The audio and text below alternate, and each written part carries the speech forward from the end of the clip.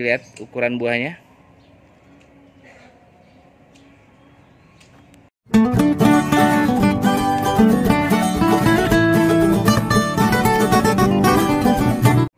Assalamualaikum warahmatullahi wabarakatuh. Salam White Garden, petani modern, petani anggur. Teman-teman, hari ini kita akan proses pemangkasan varian Angelica. Jadi usia pohon ini sudah 7 bulan, sekitar 7 bulan lah. Kepotong pemangkas gara-gara kepotong di musim hujan. Nah, di sini saya pakai sistem tabu lampot, tetap single cordon. Jadi batang utama kita lingkarkan di level yang pertama sampai di sini. Jadi satu lingkaran. Jadi hanya satu lingkaran.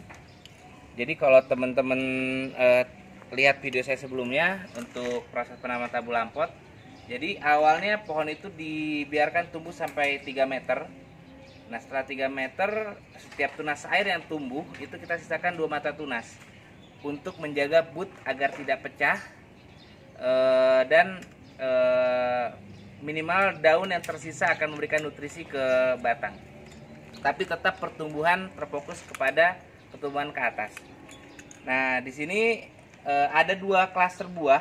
Jadi ini proses keluar buahnya di saat pembentukan cabang tersier. Jadi ini sengaja saya pelihara karena penasaran aja rasa buahnya di tabu lampot seperti apa. Nah, ini sekitar hampir 3 bulan lah usianya, tapi belum 90 hari. Nah, ini ukuran buahnya. Bisa dilihat ukuran buahnya.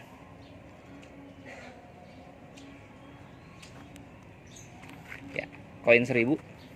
Nah, mungkin ini bisa lebih maksimal lagi kalau proses pemenjarangannya benar. Nah, sebelum kita, nah ini di sini ada saya pelihara 1, 2, 3, 4, 5, 6, 7 tersier. Saya hanya pelihara 7 tersier. Rencana pengen 10, cuman beberapa tersier tidak tumbuh, tapi nggak ada masalah. Nah, yang pasti tersier kita harus jaga dalam kondisi seperti ini. Jadi lihat kondisi butnya tetap terjaga. Lihat butnya sudah besar. Ya, hampir semua butnya bisa dilihat yang sebelah sini. Jadi dalam proses pemeliharaan tersier kita hentikan di level terakhir. Jadi di saat tumbuh kita hentikan di level terakhir agar semua tersier yang lain akan tumbuh merata. Jadi nutrisinya biar terbagi. Nah, di sini setiap tunas yang tumbuh ini kita hentikan. Setiap tunas yang tumbuh. Jadi jangan dipelihara tumbuh ke atas lagi. Nah, di sini, nah, untuk menjaga proses tumbuh biar tidak lama untuk proses tumbuh pucuk baru, itu kita hentikannya di sini di saat kondisi pucuk masih kecil. Nah, seperti ini.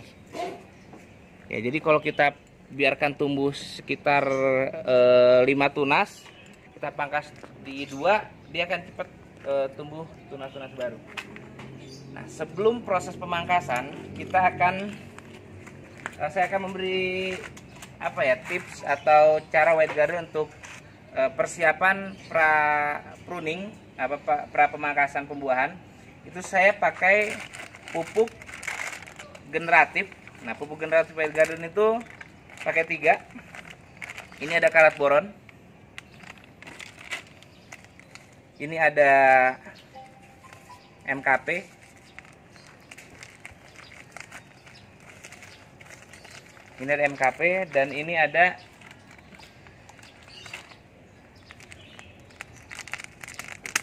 Kalinitra.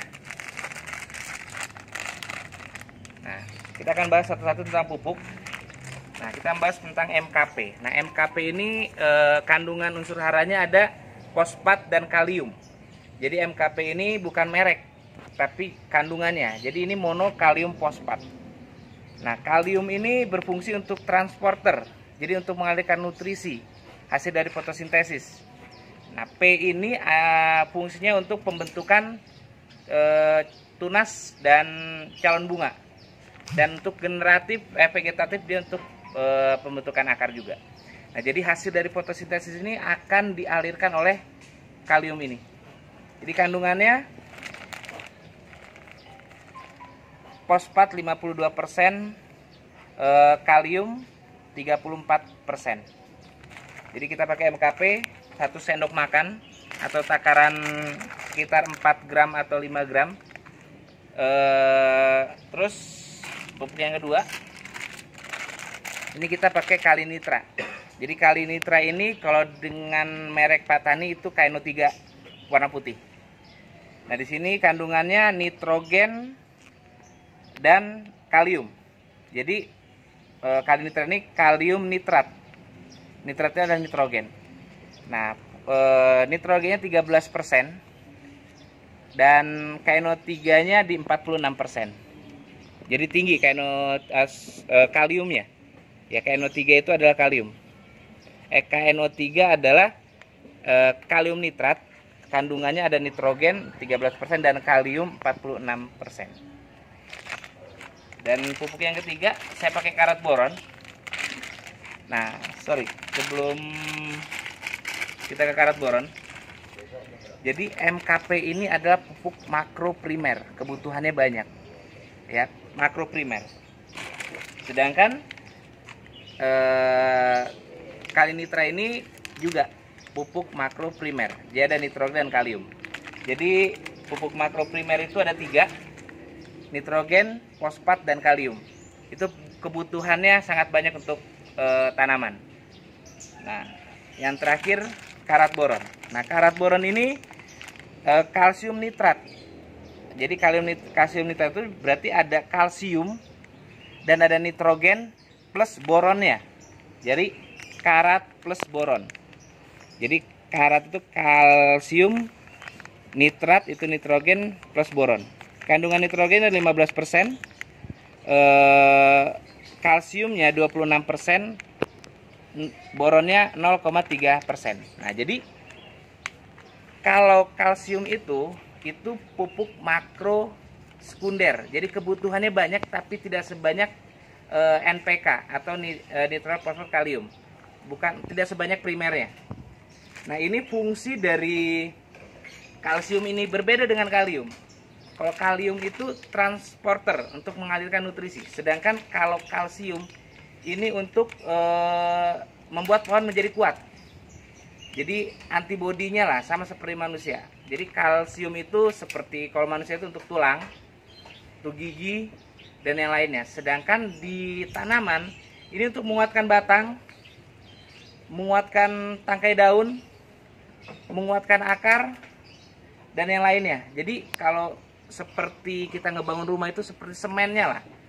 Jadi tidak terlalu banyak, tapi ini menguatkan untuk kita membangun rumah. Jadi di saat kita ingin membangun pohon kita untuk kuat, jangan lupa kalsium kita butuhkan. Dan boron. Sedangkan boron ini pupuk unsur hara mikro, kebutuhannya sedikit tapi penting. Ya, kita langsung coba kita aplikasikan pupuk generatif di pohon yang lain sebelum kita pemangkasan. Yuk. Ini saya coba di sini. Ini varian apa nih? Ini sepertinya Svetlana. Iya, varian Svetlana. Jadi kita pakainya 1 minggu sekali. Jadi bisa dikocor ataupun ditabur. Jadi kalau dikocor diaduk dengan 10 liter air.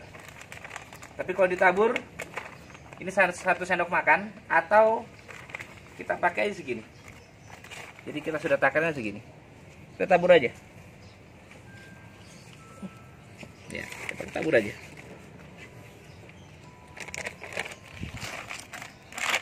Untuk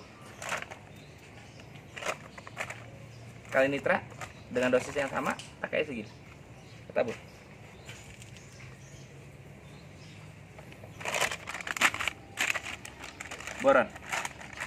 Boron kita pakai setengah sendok makan. Nah, ini udah. Nah, boron ini kalau bisa penyimpanan harus benar karena nanti dia akan mudah berair.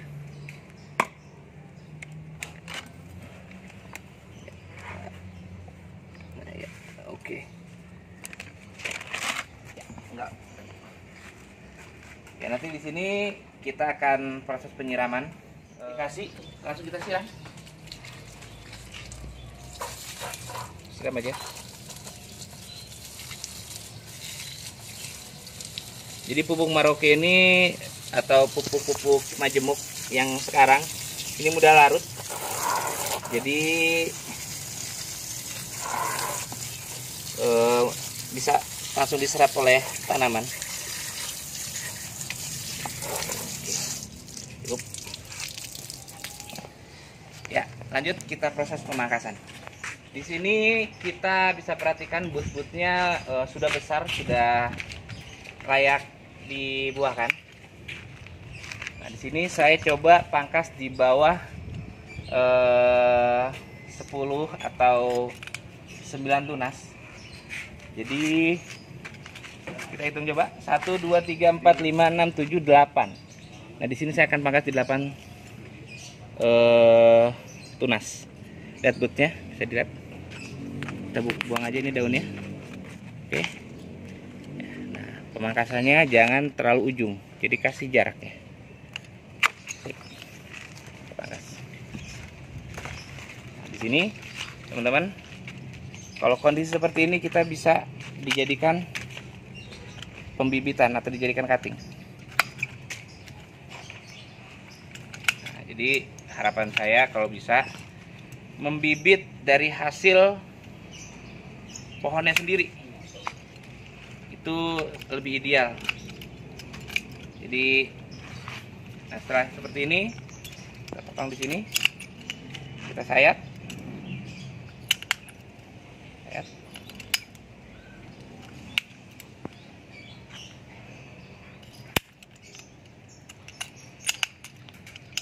Kita buang tunas bawahnya aja. Kita bikin lagi. Nah, di sini nanti kita olesin sama bawang merah. Diolesi bawang merah, disemprot sama fungisida. Nanti kita masukkan ke kokopit atau langsung ke media tanam juga tidak masalah.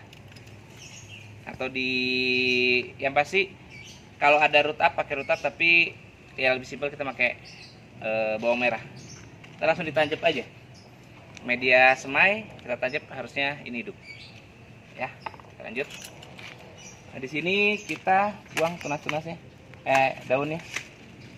Nah, pastikan jika batang ini belum berkayu, pastikan daun harus kita sisakan.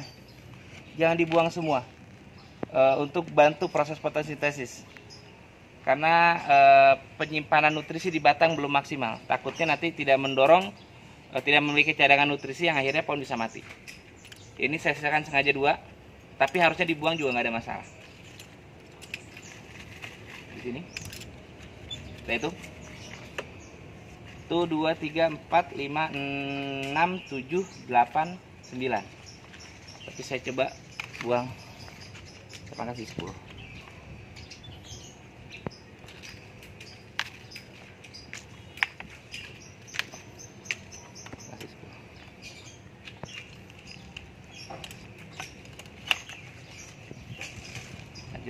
Oh, sini aja. Nah, ini buah, walaupun belum dipanen, kita coba buahkan di atas. Jadi dia sprut, harusnya dia bisa bawa bunga lagi. Karena belum matang. Ini jika ingin kita buahkan, kita harus panen, tapi kayaknya kita panen aja, kita rasain sekalian.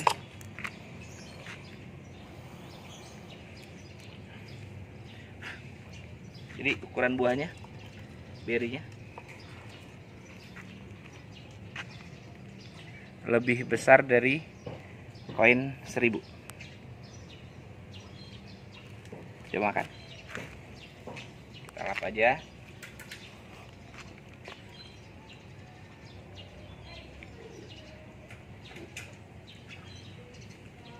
Udah manis, dia masih hijau.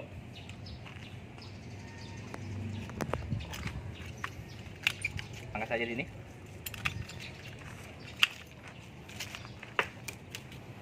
Ini juga kita panen.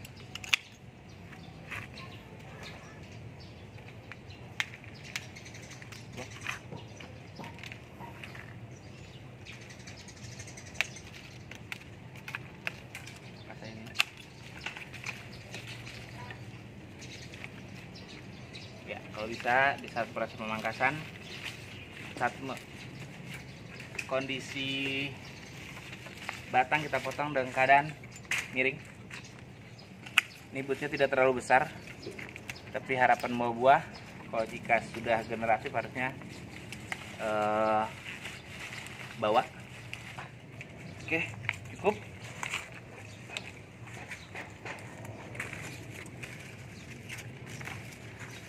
Ya, 1, 2, 3, 4, 5, 6, 7, 8 tersier. Jadi ini kita hitung. Jadi totalnya ada 8 tersier. Buahnya kita panen juga. Nah, jadi buat teman-teman kayaknya kita harus ada kuis untuk menebak berapa klaster bunga yang ada di varian Angelica ini. Ya, nanti di kolom komen hadiahnya varian belum bisa ditentukan, tapi yang pasti antara hara 14, 19, 30 atau 29. Jadi itu belum tahu hara yang mana, tergantung kesediaan bibitnya. Nanti cuma satu pemenang. Nah, ini kita sayat setelah kita pangkas. Nah, sayat di sini nih, lihat ya. Nih, kita sayat pakai gergaji besi. Kita sayat aja. Oke. Kita sayat. Lagi. Kita sayat 3 aja. Oke. Ini juga kita sayat.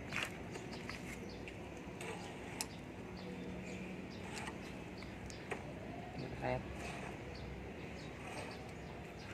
3 tunas saja kita sayat. Juga. Nah, setelah kita sayat, sebenarnya dalam kondisi seperti ini harusnya tidak pakai doormat pun ini bakal seprut. Tapi jika teman-teman pengen pakai Dormex, pastikan 1 hari setelah penyayatan baru kita pakai Dormex.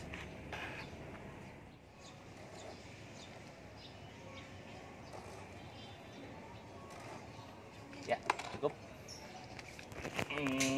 Nanti hasil dari pemangkasan kita akan update sekitar 15 hari ke depan.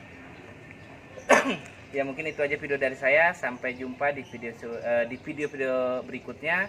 Salam White Garden, petani modern, petani anggur.